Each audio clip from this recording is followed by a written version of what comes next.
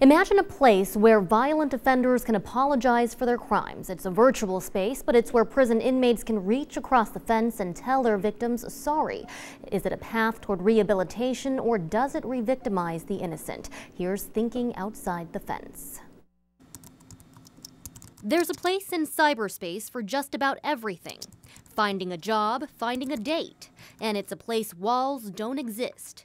Do you know someone incarcerated? Imagine the power an apology can make to a victim or a victim's family. This is the Apology Project. The man behind the website, a felon named Joe Baker, serving a life sentence in Tennessee. Convicted of murder and armed robbery, Baker launched this site with the help of his family to apologize to his victims. Since 2007, inmates and parolees from across the country have posted their apologies as well. Baker tells NBC 25 the purpose of the Apology Project is to act as a springboard for victims and offender dialogue. But can a simple apology from the confines of a prison really help the victim's family heal? I believe it can. Saginaw County Sheriff William Federspiel says it's human nature to seek and grant forgiveness, no matter how terrible the crime. I've talked to other victims who have been victims of crime who immediately have forgiven the offender, when at times I would think that would be very difficult for me to do. Forgiving the offender. These dinosaurs lived off the lush, beautiful land. It's an opportunity Saginaw mother Tiffany Goodman hopes she'll get one day. 4 years ago, Goodman's son, Stevan, was shot and killed when he was running an errand. Police have called it a case of mistaken identity. To this day, no one has been arrested. Since March 2009, Goodman has worked tirelessly to solve the case. I've had no closure.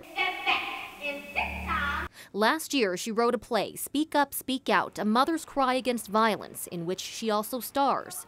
She includes a scene where her son's killer comes forward and apologizes for that fateful day. I relive this moment over and over and over in my mind. We showed Goodman the Apology Project, where other offenders have expressed remorse over murder and said sorry to their victims behind the veil of the internet. When I first saw the website, I thought, wow, redundancy. This is redundant, because I would want my apology in the courtroom the day that the individuals are sentenced for the murder of my son. In Goodman's play, she gets that satisfaction. Her son's killer is put on trial. At the time of sentencing, it would be a good time for that apology to come, but the offender has to work out certain issues as well. In Joe Baker's case, Baker tells NBC 25, you have to accept your punishment and you have to understand what you've done wrong. Having that realization, taking responsibility for your actions, and then apologizing to their victims is the first step in rehabilitation and reconciliation of an inmate. I want them to know that you took a precious life. You took a life that had nothing to do with the strife that you had. Goodman suggests until her son's killer understands this, no one will come forward, not to mention apologize for the murder.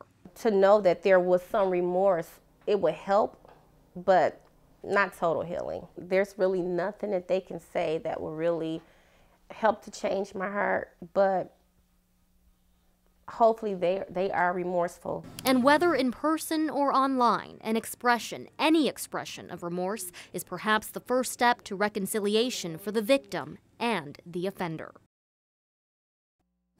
Joe Baker's website does not generate any profit, but a portion of the proceeds from Joe Baker's book, Thinking Outside the Fence, goes to a trust fund set up for his victims. Another portion goes to a scholarship fund Baker set up in honor of his parents. To learn more about the Apology Project, go to our website, mynbcnews.com.